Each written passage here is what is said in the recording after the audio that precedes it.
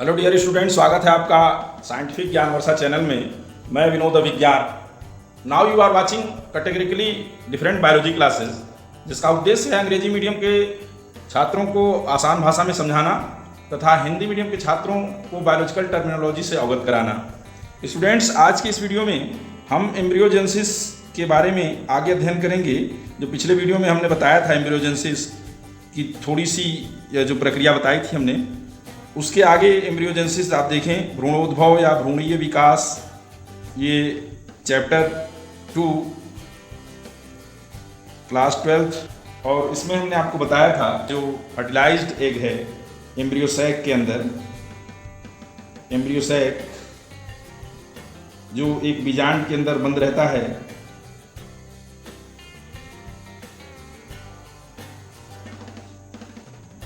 ये बीजांड या ओव्यूल, इसके अंदर जो एम्ब्रियोसैक है, ये एम्ब्रियोसैक है। और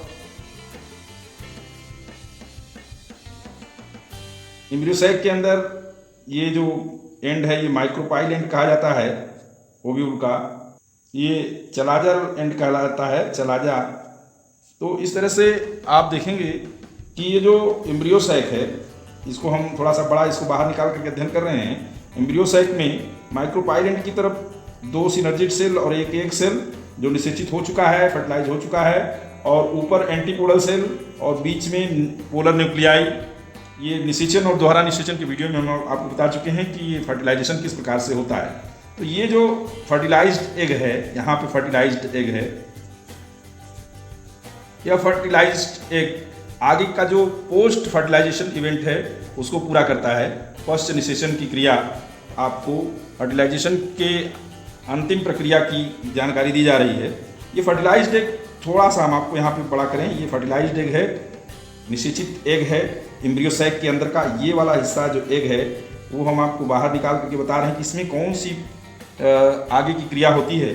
इसके केंद्रक में 2n क्रोमोसोम हो गए हैं, एक मेल का और एक फीमेल का n, और इसके बाहर सेलुलोज स्रावित होकर के एक मोटी भित्ति, एक मोटी कवरिंग इसके अंदर बन जाती है।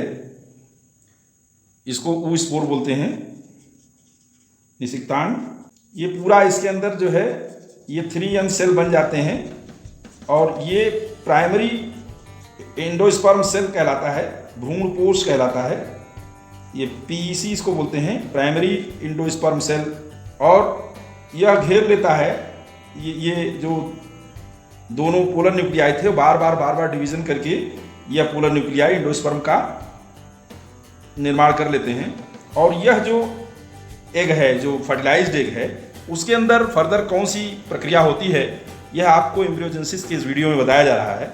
और एग को यहाँ पे निकाल के आपको बता रहे हैं, ये एग है, और इस एग में आगे क्या जो डेवलपमेंट होता है, एम्ब्रियोनिक डेवलपमेंट होता है, वो आप देखें कि किस तरह से ये फर्टिलाइज्ड एग जो है यह एम्ब्रियो में कन्वर्ट हो रहा है या आगे जो है परिवर्तित होगा।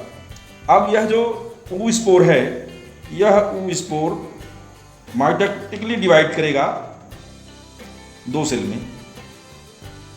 ये देखें आप, इसको आप 2 सेल जो डिवाइड होगा, इसका नाम है इन दोनों सेल का।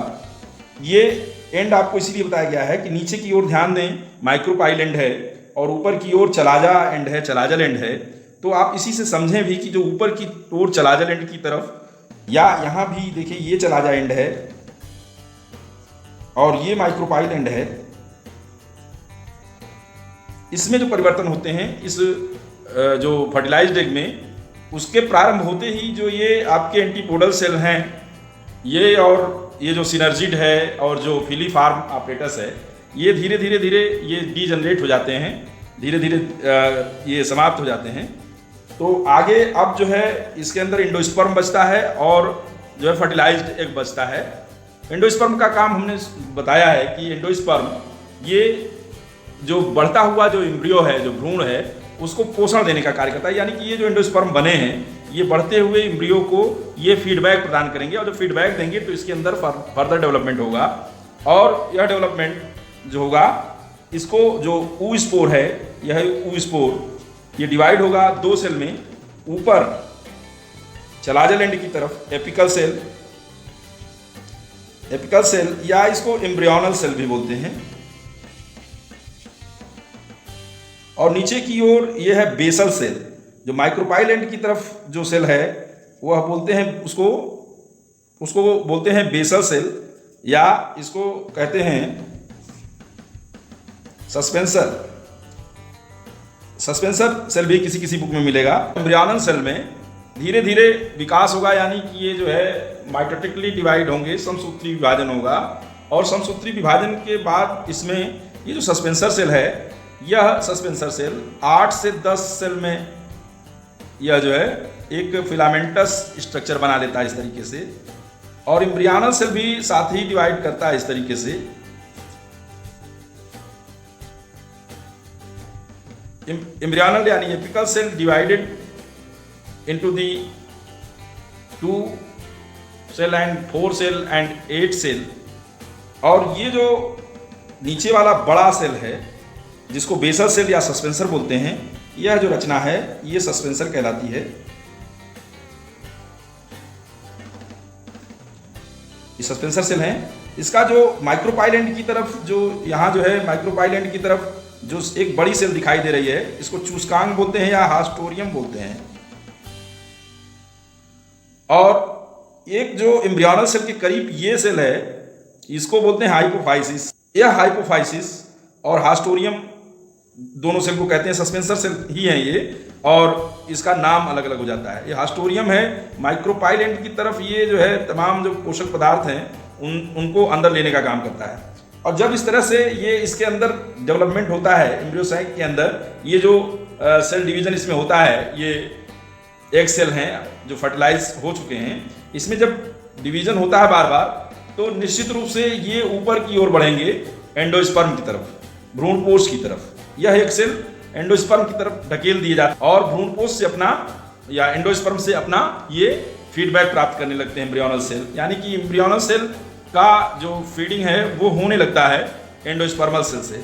तो अब इसके बाद हास्टोरियम को और भी अगर जो किसी तत्व की आवश्यकता है, किसी एलिमेंट की, उसको भी, नाम ही इसका चूसकांग है, चूसक अंग है, यानी चूसने का काम करता है। तो चूसता क्या है, ये जो मिनरल्स हैं, वाटर्स हैं, इसको जो है इसको एम्ब्रियो की तरफ जो है अवशोषित करके, एब्जॉर्ब करके, चूस करके भेजने का कार्य करते हैं, यानी ये भी सपोर्ट करता है इसको, एम्ब्रियोनल सेल को। और एम्ब्रियोनल सेल में जो है पहले डिवाइड होकर के सेल्स जो है 2 सेल स्ट्रक्चर बनाएंगे और फिर क्वाड्रेंट स्ट्रक्चर बनाएंगे, इसमें लॉन्गिट्यूडिनल डिवीजन होगा, और फाइनली ये 8 जो सेल वाली रचना बनाएंगे, और इसको ऑक्टेंट बोलते हैं। ये केवल एम्ब्रियोनल सेल में बता रहे हैं हम आपको, अष्टांशक या ऑक्टेंट बोलते हैं इसको, ये ऑक्टेंट। अब इसको जो है जो पीछे की तरफ यानी हाइपोफाइसिस की तरफ जो ऑक्टेंट हैं उनको पास्टीरियर ऑक्टेंट बोलते हैं, यानी 4 जो सेल हैं इस एम्ब्रियोनल सेल के, वो पास्टीरियर ऑक्टेंट हैं, और जो आगे के हैं वो एंटीरियर ऑक्टेंट हैं। तो इस तरह से आप देखें कि ये जो है 8 सेल वाली जो रचना है, 8 सेल्ड स्ट्रक्चर, यह रचना एम्ब्रियो में परिवर्तित होना प्रारंभ कर देती है, और इसको फीडबैक भी मिलता रहता है एंडोस्पर्म से भी, और जो कमी होती है उसको हास्टोरियम से इसको फीडबैक मिलता रहता है। पास्टीरियर जो सेल्स हैं, पास्टीरियर एपिकल सेल बोल लें, पास्टीरियर एम्ब्रियोनल सेल कह लें, इससे जो है 2 रचनाएं बनती हैं, हाइपोकाटिल और रेडिकिल। रेडिकिल का जो इसमें भी जो एपिकल पॉइंट है उसको भी ये जो हाइपोफाइसिस है, पास्टीरियर तो रेडिकल के बनाने में, रेडिकल सेल या मूलांकुर बोलते हैं इसको बनाने का कार्य करती है, लेकिन कुछ हिस्सा हाइपोफाइसिस सेल ये भी निर्माण करता है, यानी हाइपोफाइसिस भी इसमें मदद करता है। हाइपोफाइसिस सेल भी इसको रेडिकल को बनाने में, यानी कि जो पास्टीरियर एम्ब्रियोनल सेल हैं और जो हाइपोफाइसिस का कुछ सेल है वो इसके रेडिकल को बनाने का कार्य करता है। हमने आपको बताया था कि जो अंकुरित बीज हैं उसमें इस तरह से एक रेडिकल जो जड़ बनाता है जिसको मूलांकुर बोलते हैं, और एक इस तरह से रचना ऊपर उठती है और जिसको हम जो है प्रांकुर बोलते हैं, प्लूम्यूल बोलते हैं। इस प्रांकुर और मूलांकुर को जो बनाने वाली रचनाएं हैं उनमें इतना परिवर्तन होता है, तब ये प्लूम्यूल और रेडिकल बन पाते हैं। अब अगर जो आप देखें इस तरीके से कि ये जो एम्ब्रियो है डेवलप करके किस तरह की रचना बना लेता है, जो बने हुए बढ़े हुए जो एम्ब्रियो हैं वो किस तरह से दिखाई देते हैं। आप देख रहे हैं इस चित्र में कि ये जो हिस्सा है इसको बोलते हैं, ये वाला हिस्सा हाइपोकाटिल, इसको बोलते हैं रूट कैप, ये हिस्सा जो है ये है प्ल्यूम्यूल, और ये है कार्टिलेडन्स। जो बीजपत्र हैं ये प्ल्यूम्यूल वाला हिस्सा है, ये हाइपोकाटिल है, ये रूट कैप है। इस तरह से एक एम्ब्रियो इस एम्ब्रियो सैक के अंदर बन करके विकसित होकर के तैयार हो जाता है, जो अंकुरित होने के लिए रेडी होता है। इसके अंदर बार बार इसके अंदर विभाजन होता रहता है और इसकी वृद्धि होती रहती है। और ये जो विभाजन होता है जाइगोट बनने के बाद, वह सब माइटोटिक डिवीजन होता है, उसमें सब में समसूत्री विभाजन होता है। और एम्ब्रियो बनते समय ही ये जो सेल हैं इसमें सेल डिफरेंशिएशन हो जाता है कि कौन सेल पौधे का कौन हिस्सा बनाएगा, कौन जड़ बनाएगा, कौन इसका पत्ती बनाएगा, कौन पुष्प बनाएगा, किस रंग का होगा, कितनी हाइट होगी, सारे जो कैरेक्टर हैं यही एम्ब्रियो में, एम्ब्रियोनल सेल में सेल डिफरेंशिएशन के दौरान ही डिसाइड हो जाते हैं। और इस तरीके से यह बढ़ता हुआ एम्ब्रियो यह अगले पौधे के निर्माण के लिए बिल्कुल तैयार हो जाता है। तो ये हमने आपको डाइकोटिलेडन्स पौधे, उसके अंतर्गत हम आपको बताए हैं कि ये जो एम्ब्रियोनल डेवलपमेंट है, एम्ब्रियोजेनेसिस है, वो किस प्रकार से होता है। कुछ समय तक जो मोनोकाटिलेडन्स हैं उसमें भी इसी प्रकार की रचना होती है, लेकिन थोड़ा सा डिफरेंस है, उसको हम आपको अगले वीडियो में बताएंगे। स्टूडेंट्स, आपको यह वीडियो कैसा लगा आप अपना कमेंट बॉक्स में जरूर दें। वीडियो अच्छा लगा हो तो लाइक करें, इस चैनल को सब्सक्राइब करें और बेल आइकन भी प्रेस करें ताकि आपको आने वाली वीडियोस का समय पर आपको नोटिफिकेशन प्राप्त हो सके और जीव विज्ञान के विषय में अच्छी से अच्छी जानकारी आपको सबसे पहले प्राप्त हो सके। थैंक यू, जय हिंद।